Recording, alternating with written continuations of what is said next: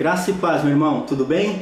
Nós estamos chegando ao final de um ano e praticamente estamos chegando também ao final de mais uma revista, que é a respeito do Espírito Santo e você. Eu quero ver se eu consigo passar com você hoje as nossas duas últimas lições, número 16 e 17 juntas. São, na verdade, duas lições complementares. Isso vai ajudar também a gente a encerrar um ano com a revista, porque o nosso ano praticamente acabou. Eu quero já aproveitar com isso e convidar você para a nossa próxima IBD, que vai ser dia 20, e já vai ser uma IBD natalina. O dia 20 é o nosso último domingo antes do Natal. Então, para isso, vamos aproveitar bem esse conteúdo aqui. Peço que você feche os seus olhos, que você ore comigo e peça que Deus fale com você. Pai, muito obrigado porque nós temos nas mãos a Tua Palavra.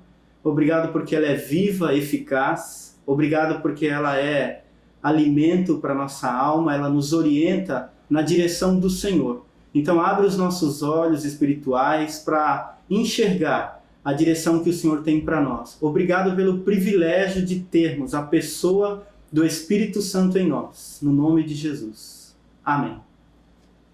Amém, meu irmão?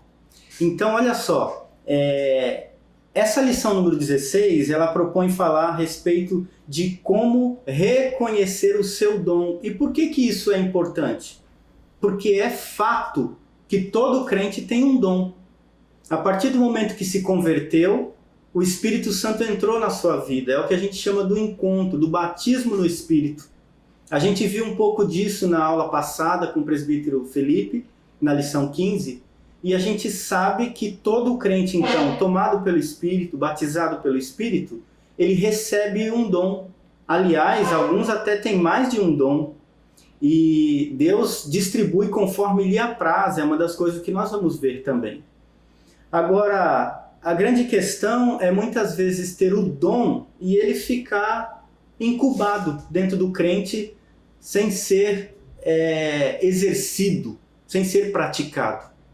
E a gente sabe que isso, infelizmente, pode acontecer. Basta a gente ver qual é o número de pessoas que se tem em cada igreja e qual é o número de pessoas que trabalham na igreja, exercem um ministério no reino, ou ainda que não seja na sua igreja local, é um crente que coloca em serviço aquilo que ele realmente tem. Na sua comunidade, na sua circunvizinhança, no seu local de trabalho, no seu local de estudo, na sua escola, na faculdade. É um crente que exerce no seu condomínio um dom. E isso é algo que é um dever meu, seu e de todos aqueles que são crentes, porque todos nós temos, a todos nós foi dado de beber do Santo Espírito. Queria que você abrisse a sua Bíblia no livro de 1 Coríntios, na carta de 1 Coríntios, do apóstolo Paulo, no capítulo 12. Capítulo 12. E também na lição 17, vai voltar um pouquinho, na verdade, avançar um pouquinho aí no capítulo 13. Olha só, a partir do versículo 1 até o 11, olha o que diz. 1 Coríntios 12, de 1 a 11. A respeito dos dons espirituais, eu não quero que sejais ignorantes. Olha só, vamos dar uma paradinha aqui, né? É possível que eu tenha dons espirituais, você tenha, nós tenhamos dons espirituais e ainda assim sejamos ignorantes. É não saber. Ou não saber que tem, ou não saber usar o dom que tem. Isso é possível. Então ele fala no 1, a respeito dos dons espirituais, não quero, irmãos, que sejais ignorantes. 2, sabeis que outrora, quando eres gentios, deixáveis conduzir-vos aos ídolos, mudos, segundo eres guiados. E por isso vos faço compreender que ninguém fala pelo Espírito de Deus. E além de estar de letra maiúscula, ele fala aí Espírito de Deus, para a gente ter certeza, né, que é o Espírito Santo. Afirma anátema Jesus, ou seja, ninguém que tem o Espírito amaldiçoa Jesus. Por outro lado, ninguém pode dizer Senhor Jesus, senão pelo Espírito Santo. Ora, os dons são diversos, e aqui a gente começa a entrar no nosso tema. Os dons são diversos. Deus quer uma igreja com dons diversos, tá? Olha lá. E também no 5, aliás, ainda no 4, os dons são diversos, mas o Espírito é o mesmo, e no 5, e também há uma diversidade nos serviços, mas o Senhor é o mesmo. Tem diversidade no serviço, gente. O serviço da igreja tem diversidade e tem que ser diverso. Mas o que ele fecha falando no 6 é que o Senhor é o mesmo. A gente vai até ter divergentes ou diversas, melhor dizendo, né, tarefas, mas apenas um único Espírito. E olha o versículo 6 ainda. E há uma diversidade nas realizações, mas Deus é quem opera tudo em todos. Ninguém faz o que faz na igreja pelo seu próprio poder.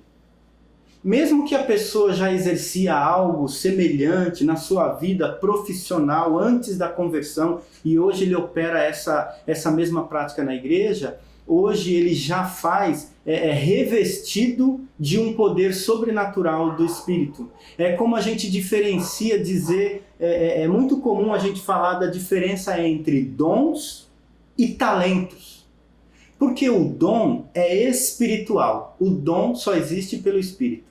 A terminologia dom já tem embutido em si o conceito de espiritualidade, que é diferente, por exemplo, do outro termo que eu falei, que é o talento. O talento é uma habilidade natural, que o crente, por ser uma pessoa natural, ele também pode ter talento, e tem crentes com muitos talentos em várias áreas, né? No ensino, na arte, na pregação, na música. Há muitas, na propagação do evangelho, em missão, evangelização, criatividade na propagação da evangelização. Agora, quando se trata de talento, a grande divergência é que o talento ele difere do dom porque não é natural, não é necessariamente espiritualidade. Tanto é que o ímpio, o incrédulo, uma pessoa que não teme a Deus, que não acredita em Deus, que não lê Bíblia e que nem ora, ela também pode ser rica de muitos talentos. Aliás, a gente vê muitas pessoas fora da igreja, fora do evangelho, e hiper talentosos, mega talentosos, né? Como que o incrédulo pinta tão bem, toca tão bem, canta tão bem, constrói tão bem, cria tão bem, é um excelente pintor, artista, escultor, cantor. Talentos também podem ser naturais, tá ok? Não necessariamente utilizados por crente na igreja. Versículo 7, a manifestação do Espírito é concedida a cada um visando um fim proveitoso. Agora a gente dá uma paradinha aqui e pensa um pouquinho aqui também no que fala na revista aí na lição 16, logo no comecinho, quando introduz ali, após esta série de lições que temos estudado sobre os dons do Espírito, temos como desafio para hoje entender o caminho para termos experiências práticas com o dom ou os dons que o Senhor nos deu. Porque, como eu disse, Deus pode dar um ou vários dons para a mesma pessoa, né? Ele deseja que os sirvamos promovendo a edificação da sua igreja. O que o autor da lição está dizendo aqui é que cada dom foi dado para que Deus, através do dom, na pessoa, em mim, em você, promova edificação do corpo de Cristo em toda a igreja. Ok? Então, é o que exatamente a gente vê dizendo aqui no versículo 7. Olha lá de novo. A manifestação do Espírito é concedida a cada um visando um fim proveitoso. Proveitoso. O seu dom tem que ter uma finalidade proveitosa no reino de Deus, na sua comunidade, na sua casa, no seu ambiente de trabalho, na escola onde você estuda e na igreja aonde você congrega. Eu preciso fazer parte de uma igreja por ser membro do corpo de Cristo? Sim, eu preciso. E uma das perguntas que eu tenho que fazer é: qual é o fim proveitoso, ou seja, o que a minha igreja está ganhando comigo lá? Gente, uma pausa aqui. Pensa comigo. É ou não é verdade que a igreja tem se tornado um foco de proveito e não um fim proveitoso? O que você percebe que as igrejas têm se tornado mais hoje em dia? Um local onde há um fim proveitoso do meu dom, é um lugar onde eu tenho que ir para ajudar, é um lugar onde eu tenho que ir para trabalhar, é um lugar onde eu tenho que ir para servir, discipular, evangelizar, pregar, orar por alguém, conversar, aconselhar, bater papo, ver como está. Ajudar a desenvolver os projetos e ministérios que a minha igreja tem. Largar o meu tempo, fazer o meu trabalho para ir na igreja ajudar o professor da IBD a gravar a sua lição. Qual é o fim proveitoso? E uma grande pergunta é: será que nós temos mais ido na igreja tirar proveito ou levar um proveito? Ido na igreja tirar um proveito ou levar algum fim que seja proveitoso? Esse versículo 7 é uma grande puxada de orelha para mim, para você, para nós, para o mundo evangélico e até mesmo para o evangelho que esse mundo prega hoje. Venha para receber tal proveito. Venha para ganhar tal coisa. Uma lembrancinha. É quase que não conseguimos mais ir à igreja se eu não conseguir voltar com uma caneta. Eu tenho que ter uma caneta. Versículo 7 fala para nós que a manifestação do Espírito, letra maiúscula gigante aí, ó, é o Espírito Santo, não é o Espírito humano, é o fim proveitoso. A manifestação do Espírito é concedida para cada um visando um fim proveitoso. Eu quero que você sempre congregue, seja crente, participe, seja membro da sua comunidade local, pensando em ser um fim proveitoso. E perguntando para você mesmo, qual é a finalidade proveitosa que eu trago para a minha igreja? Eu, Everson, eu tenho que me preocupar com isso. Você, irmão, irmã, tem que se preocupar com isso. Seguindo, verso 8. Nós vamos até o 12, tá? Porque para um é dada mediante o Espírito, de novo, Espírito, letra maiúscula, Espírito Santo, né? Para um é dado mediante o Espírito a palavra de sabedoria, e a outro, segundo o mesmo Espírito, palavra do conhecimento. Veja que sabedoria e conhecimento são quase que sinônimos para nós, não é verdade? Qual a diferença de sabedoria e conhecimento? É pelo mesmo Espírito. Para um vai dar sabedoria, para o outro vai dar conhecimento. Conhecimento tem a ver com pesquisa, com estudo, com conseguir guardar conteúdo. Sabedoria tem a ver com conseguir aplicar conteúdo certo na hora imediata em que a necessidade surge. É quase que um dom de socorrer com conhecimento. Porque, inclusive, meu irmão, é possível a gente adquirir conhecimento e não conseguir praticá-lo, exercê-lo, aplicá-lo na hora certa. Quem dá isso pra gente? O Espírito também. Verso 9. A outro, o mesmo Espírito, a fé. E a outro, no mesmo Espírito, dons de curar. Começa os sobrenaturais aqui, né? Era a igreja primitiva, estava nascendo a igreja, começando, era a primeira, né? Os primórdios da igreja estavam nascendo aqui. há outro operações de milagres, há outro profecia, há outro discernimento de espírito. Olha, gente, inclusive o discernimento de espírito, ele é um dom, porque parece que tem dons que são mais claros e a gente bate o olho, já lê, entende, sabe o que está falando, mas tem uns que são místicos. Tem alguns dons que são meio mistério, que não dá para entender e discernir facilmente.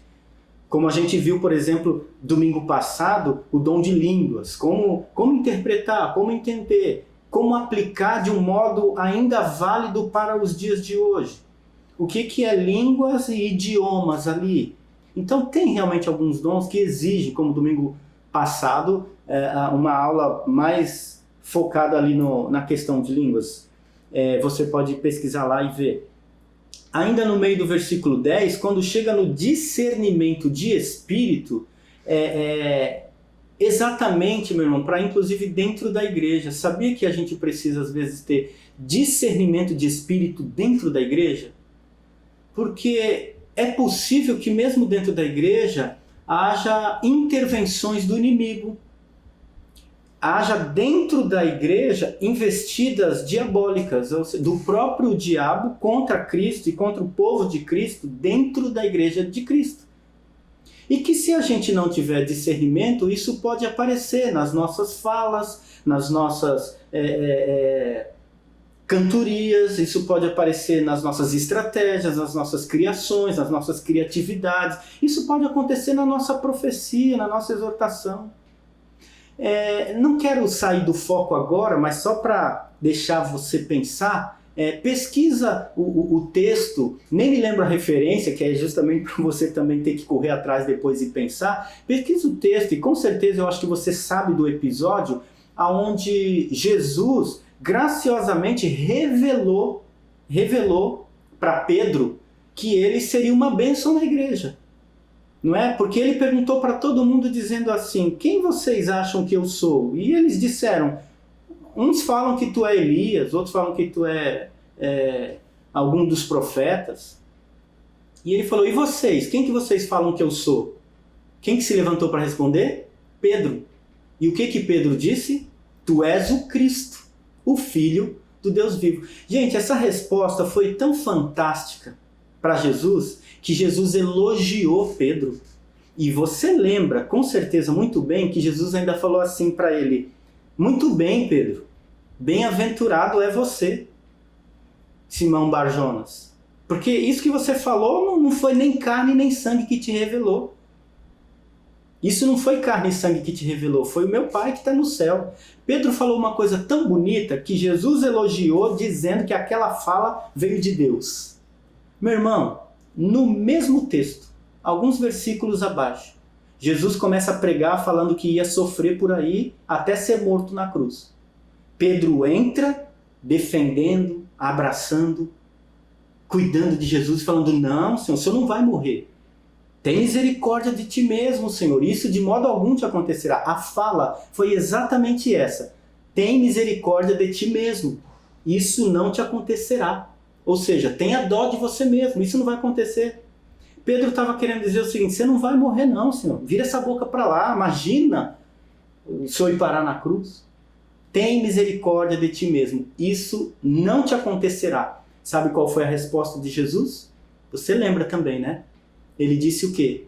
Arreda, Satanás. Arreda. Tu não cogitas as coisas de Deus. A mesma boca que momentos antes tinha sido elogiada por falar coisas que vinham de Deus, agora ela é exortada por falar uma propostinha calorosa, graciosa, mas diabólica de Pedro para Jesus. Misericórdia, eu peço, falo, Senhor, como é possível? Como é fácil acontecer de minha boca ser ao mesmo tempo usada pelo Senhor e depois eu empresto para Satanás?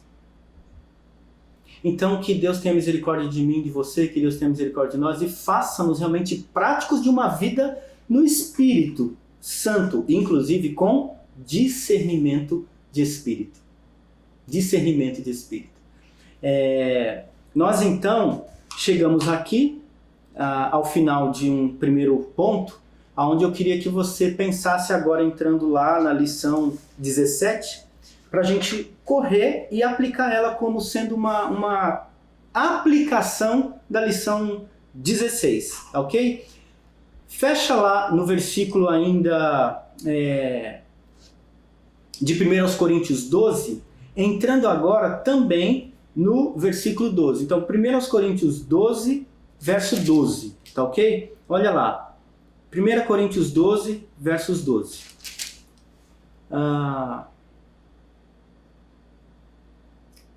Porque assim como o corpo é um e tem muitos membros, e todos os membros, sendo muitos, constituem um só corpo, assim também com respeito a Cristo.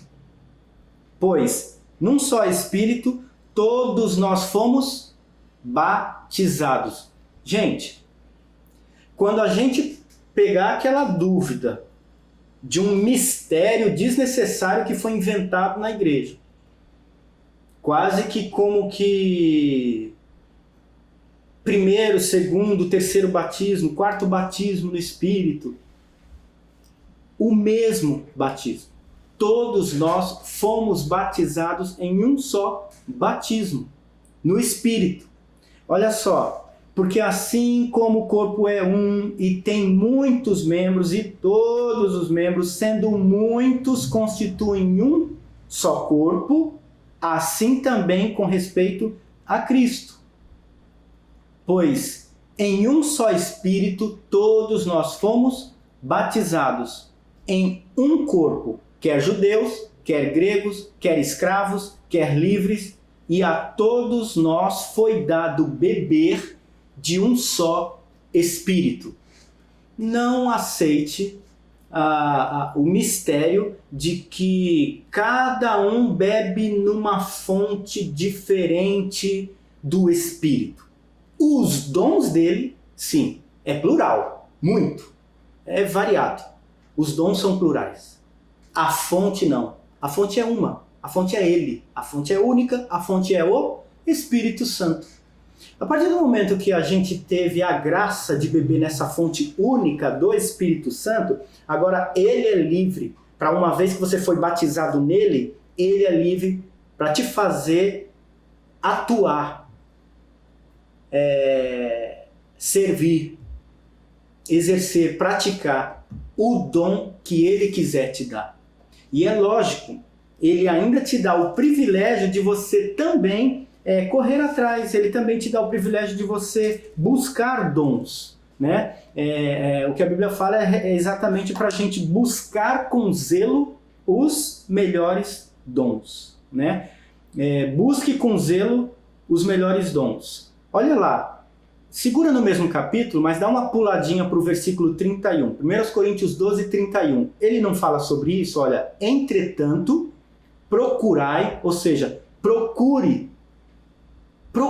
você mesmo, com zelo, o quê? Os melhores dons.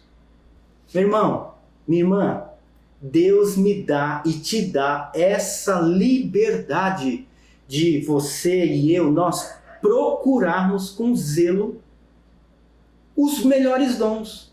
Veja que tem categoria de melhores, e não é que tem categoria de melhores porque Deus está dizendo esse é melhor, o outro é melhor. Não, Ele está me permitindo, dentro da sua permissão, concedido pela sua personalidade, que Ele me personificou, Ele me deu uma personalidade, Ele te deu uma personalidade, Deus te deu um jeitão.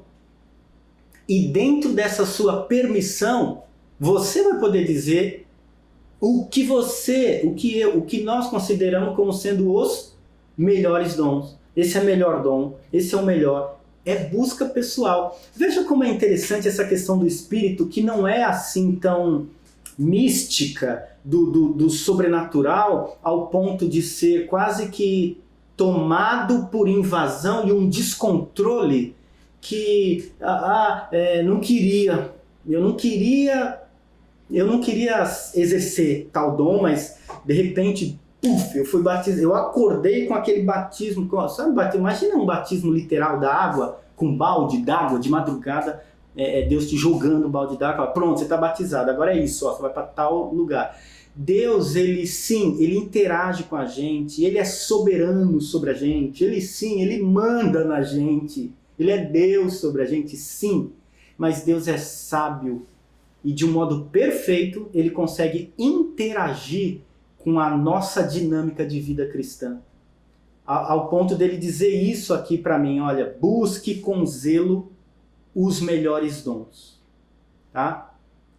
Busque com zelo os melhores dons. E aí a gente volta lá para o 13, pois num só Espírito todos nós somos batizados. E quando a gente olha aqui, na lição 17, eu quero pegar só com você aqui o seguinte, os pontos para você entender uma coisa. Ele fala sobre a quem se destina os dons no 1, ou seja, é para todo crente. No 2, qual é a necessidade de conhecer o seu dom? Que é exatamente essa aqui, de não ficar perdido, não ficar parado na igreja sem exercer um dom. No 3, quais são as dificuldades para compreender o dom? E eu acho que a grande dificuldade está em realmente, essa grande dificuldade de compreender, eu acho que está realmente na questão de uma busca sincera do meu desejo de servir no corpo, né? E no 4, quais são os passos para conhecer o seu dom? Tem vários aqui, pelo menos 7 dicas. A primeira delas é acreditar na existência dos dons. A segunda é distinguir as características de cada dom. Tem dom de mais técnico, mecânico, funcional, social, diverso. Desejar descobrir o dom que possui, isso já está lá no 31 que a gente acabou de ler, procurai com zelo os melhores dons. Orar pedindo a Deus que Ele revele o seu dom.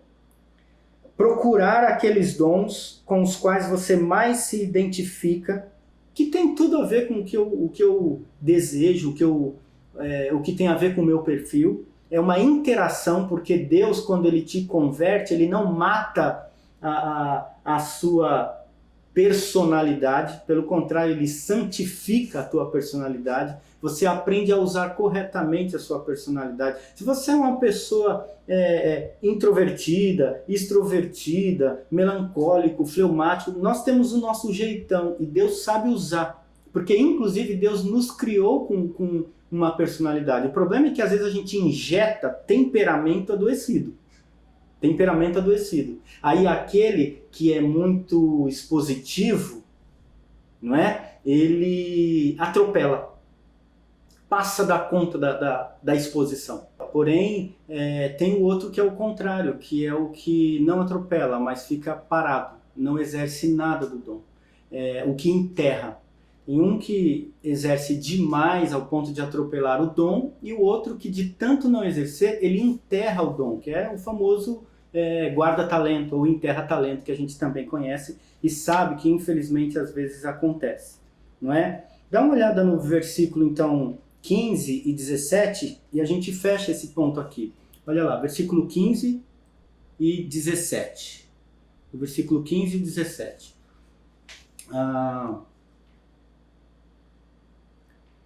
Se disser o pé, porque eu não sou mão, não sou corpo, e nem por isso deixa de ser do corpo. Se o ouvido disser, porque não sou olho, não sou do corpo, nem por isso deixa de ser. Tá? Se todo o corpo fosse olho, aonde estaria o ouvido? E se todo o corpo fosse ouvido, aonde estaria o olho? Esse texto aqui é interessante, porque ele está falando o seguinte: a variação ou variedade do corpo é o que realmente torna bonito a unidade. O que faz ser bonito a unidade de um corpo? É exatamente o fato dele ser plural, dele ser múltiplo, dele não ser igual. Porque na medida em que um corpo fosse igual de alguma coisa, seria uma aberração. Vamos tentar imaginar de um modo literal, se a gente fosse aquilo que o versículo 16 está falando.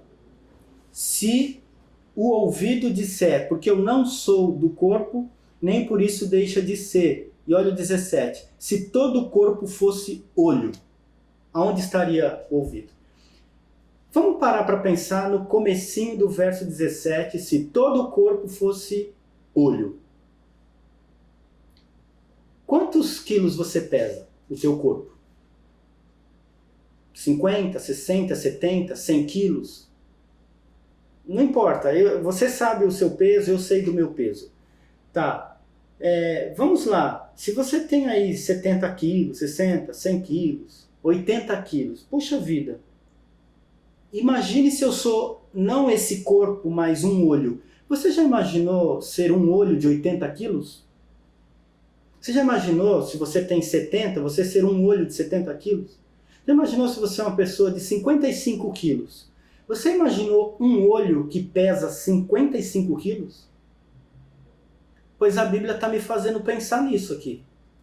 A Bíblia está me levando a pensar na aberração que esse monstro seria se a igreja, que é o corpo de Cristo, fosse montada por um estilo de membro só.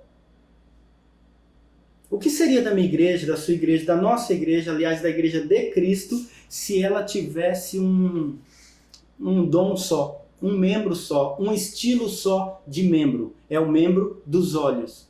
Aí ele muda também para a gente pensar, né? Não só dos olhos, ele fala o contrário, né? Se todo o corpo fosse olho, onde estaria o ouvido? Mas e se todo o corpo fosse ouvido, aonde estaria o olfato? Então ele quer que você pense também, tá bom, esquece os olhos, pensa na orelha. Imagina se você fosse uma orelha de 80 quilos. Imagina se você fosse uma orelha de 60 quilos. Ou se você falar, não, meu dom não tem nem a ver com olhos nem com orelha. O meu dom é corrida, é perna. Eu sou a perna do corpo. Mas a perna do corpo é um membro do corpo. A perna não é corpo, a perna é membro do corpo.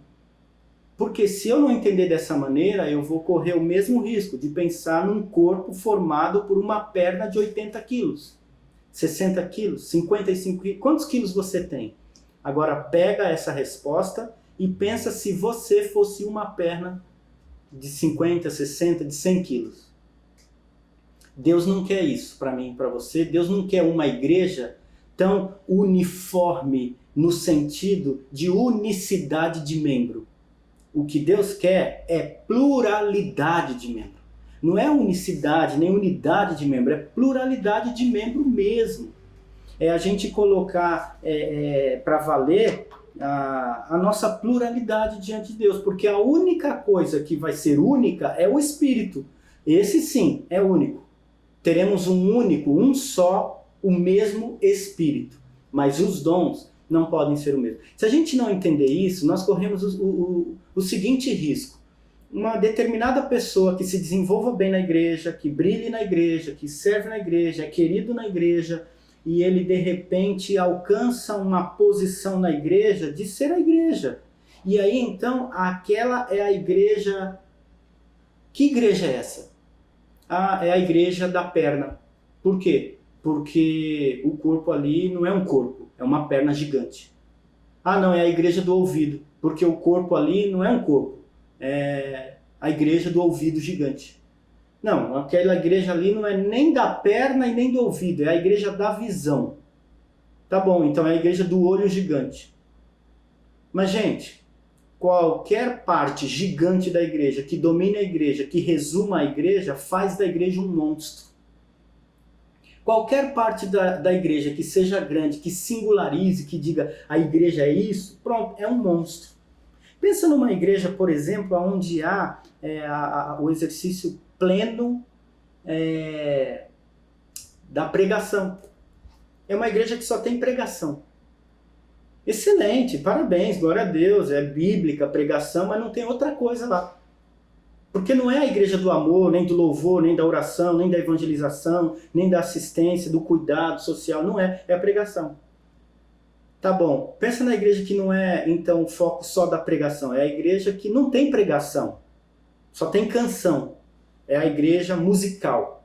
Não tem mais nada, não tem nem amor ao próximo sendo praticado. Ninguém nem ora pelo outro, porque é a igreja da música. Também está errado. Mas você fala assim, não, nem prega e nem canta. É a igreja que ama o próximo. É a igreja da cesta básica. É a igreja da assistência social.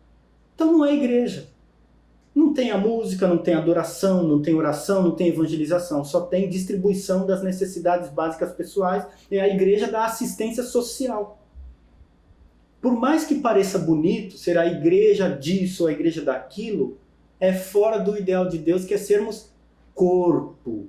Não existe um corpo perfeito, idealizado por Deus, que seja feito só de braço.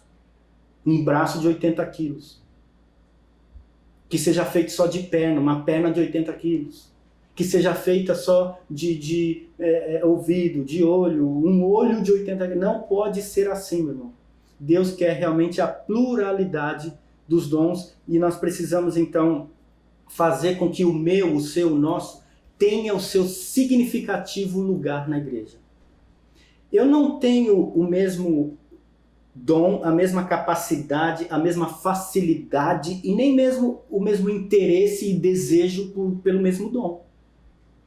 Talvez a gente não tenha interesse pelo mesmo dom. Talvez você se interesse e busque com zelo, igual a gente leu, busque com zelo no versículo 31, os melhores dons. O que é o melhor dom para você? Talvez o melhor dom para você não é o que é o melhor dom para mim, não tem problema. É exatamente essa pluralidade que Deus quer. Deus não quer a igreja do único dom, do dom singular. Porque isso faria de nós um corpo muito legal, muito bonito, de uma visão gigante, mas é um corpo de um olho de 80 quilos. E um olho de 80 quilos é uma aberração. E se você disser, não, então esquece a visão, vamos para a caminhada, o negócio é pé no chão, tá bom, mas mesmo que tenha pé no chão, não pode ser um pé de 80 quilos. Porque um pé de 80 quilos é um corpo de aberração. Tem que ter pé, mão, dedo, unha, juntas, medulas, né? Coração, órgãos internos, cada célula do nosso corpo, cada irmão tem que ter um significativo local de valor dentro do corpo. Ah, mas e o pastor, presidente? Mesma coisa. Já pensou se... qual é o dom do pastor, presidente? É mais administrativo, é presidir. Então tá bom, é a igreja que não canta, nem toca, nem prega, nem evangeliza. É a igreja que só administra. Podemos ser uma igreja de administração? Não, isso não é uma igreja, virou uma administradora. Então esquece a administração e vamos só pregar. Não, aí também não é a igreja. Virou a igreja só do pregador. Então cantar é o quê? É cantar, tocar, pregar, evangelizar, discipular, aconselhar, suprir a assistência, assistir os necessitados, enfim, é muito plural. E eu acredito que a Bíblia deu todos esses pontapés para que eu e você venhamos apenas fundamentar com essas duas lições que foram ditas aqui, que a gente pegou. Conhecer o seu dom, na 16, e ficar cheio do Espírito, exercendo aqui na nossa lição 17. Eu quero finalizar apenas lendo Efésios, capítulo 4, e eu quero que você leve isso. Efésios, capítulo 4, que você leve para a sua casa, do 1 até o 16.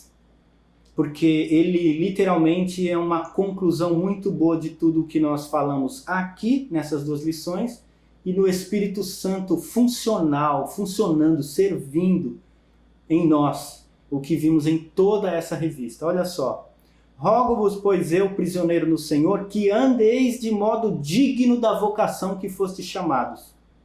Eu tenho que andar nessa vocação porque foi Deus que me chamou, foi Deus que te chamou, não podemos negar. Verso 2.